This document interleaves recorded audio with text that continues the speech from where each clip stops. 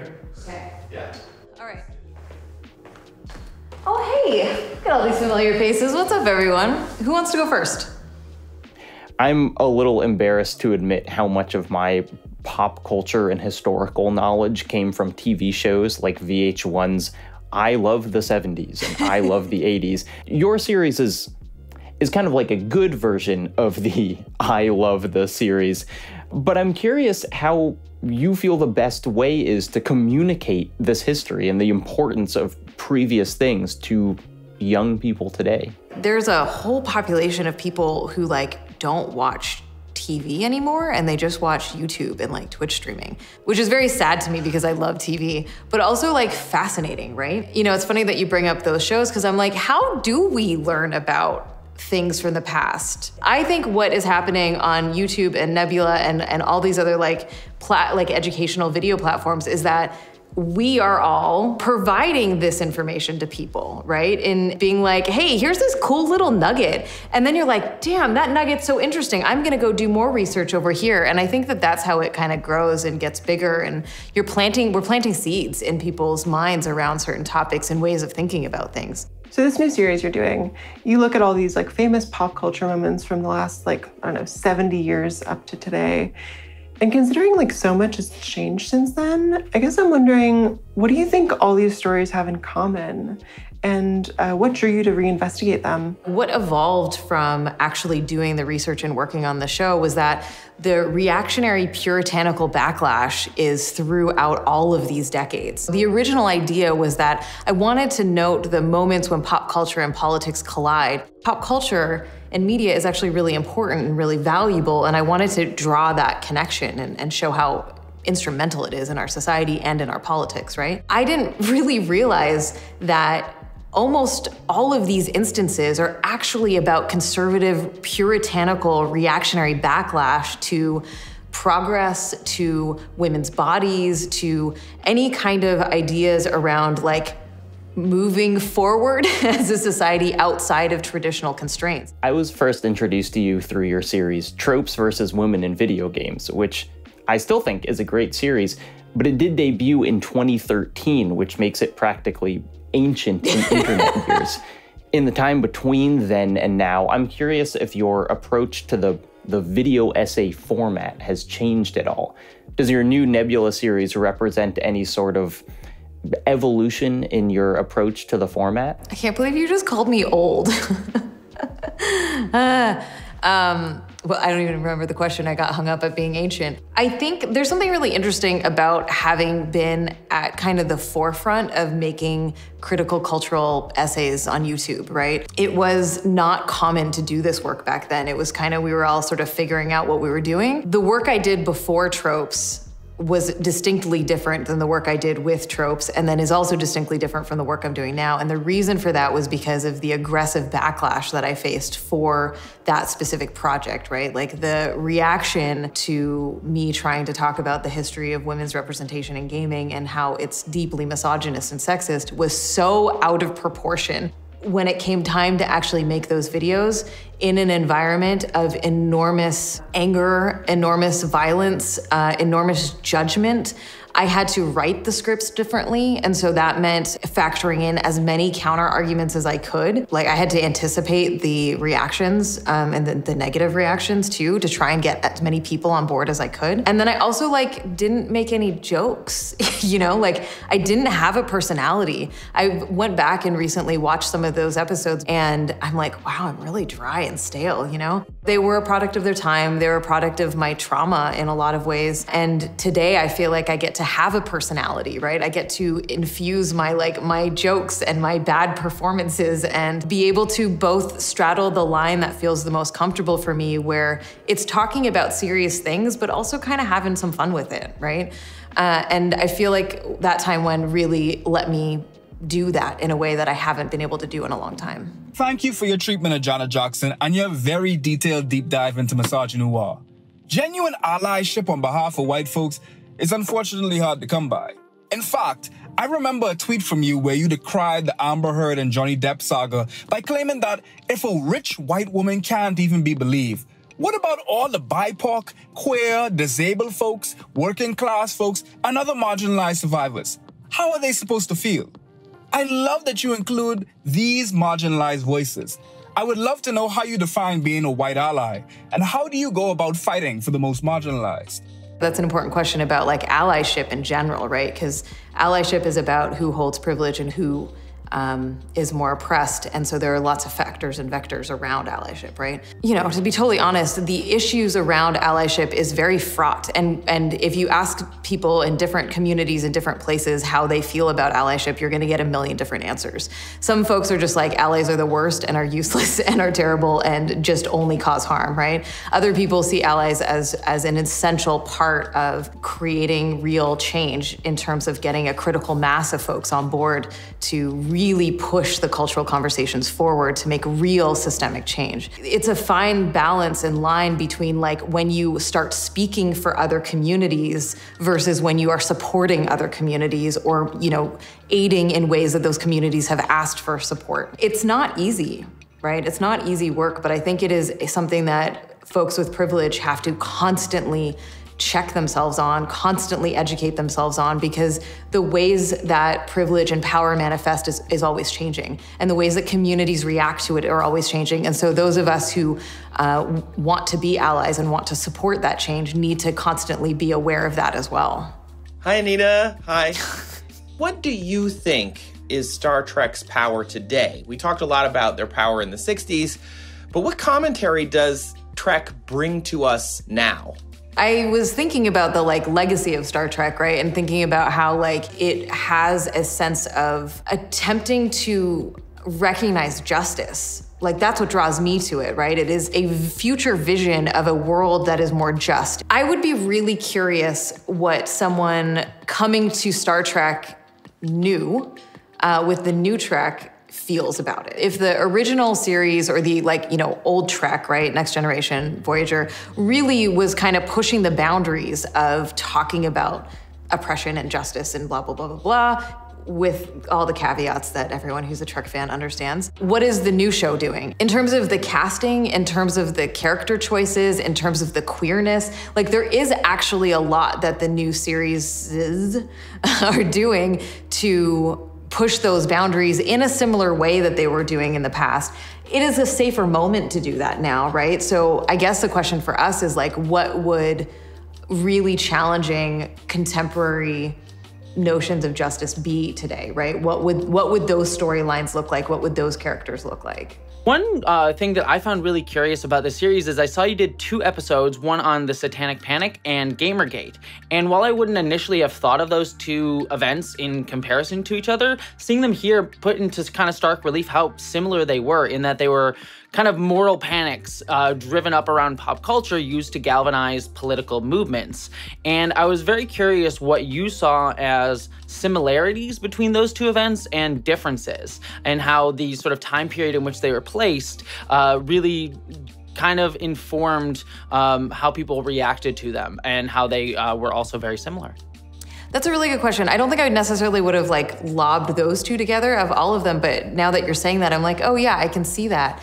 You know, there's something really interesting about the time period and the technology that existed, right? Like Gamergate was only able to happen because of social media, whereas the Satanic Panic really happened in mainstream media with powerful people. So Gamergate was, I mean, I hate to say this, but it was kind of a grassroots movement, right? You know, it was a raging temper tantrum, but it was, you know, people kind of finding each other on the internet and being like, hey, you hate women? Fucking cool, I hate women too, you know, and like coming from that kind of space and using available technologies to attack us. Whereas the Satanic Panic was really like the religious leaders and the media, like sensational media hype and politicians coming together and being like, Dungeons and Dragons is going to make your children worship Satan. And you're like, what the fuck? A lot of the series of That Time When is about the reactionary backlash to the challenging of the status quo in general, right? And the shifts that happen in those moments. Your new show covers a huge span of time, from events in the 1910s to the 2010s. And I'm curious, how much of a distance do you think we need from an event to really be able to culturally appreciate it?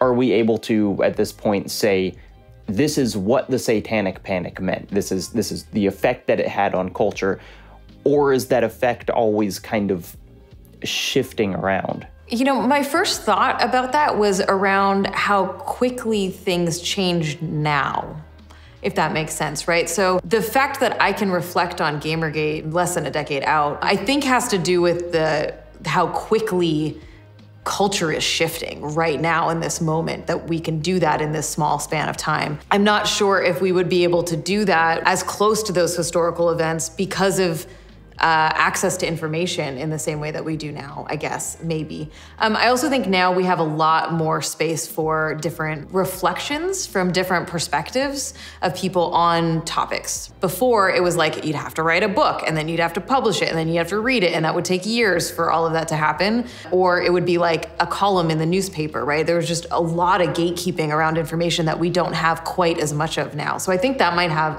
an effect on our ability to reflect on these historical events. So of course I want to ask about Gamergate. Do you think that Gamergate has had a big impact in the way that we talk about free speech online? Because I feel like there's been a shift between how we used to talk about free speech as like the responsibility of big companies and like corporations and platforms towards individuals having opinions and not wanting to be criticized for them. So I guess my question is, do you think that shift has happened? And if so, do you think Gamergate caused it? I think in American political society, we frame everything in terms of the individual because it's a strategic way to get us to stop thinking systemically. Because if we think systemically, then we have to change the system, right? And the people in power don't like that. So I think we have always kind of thought of free speech as an individual argument, right? As an inalienable right of living in this country. But I think most people don't understand what freedom of speech is, and therefore those arguments are very easy to latch onto. So it's very easy for folks who are a part of these reactionary hate movements to be like, well, I can just say whatever I want because freedom of speech, you know?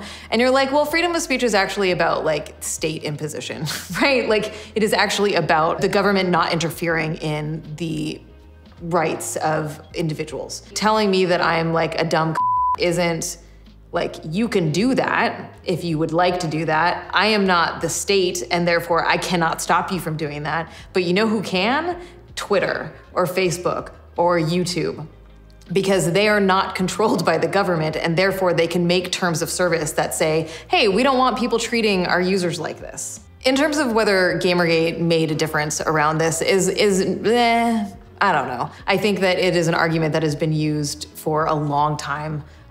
It's not something that's new with social media. It's not something that's new with, reactionary online hate movements. They just capitalized on it because it's such a basic argument that if you don't spend an iota thinking about it, it's easy to believe it and latch onto it, you know? Okay, here's a bit of a tricky one.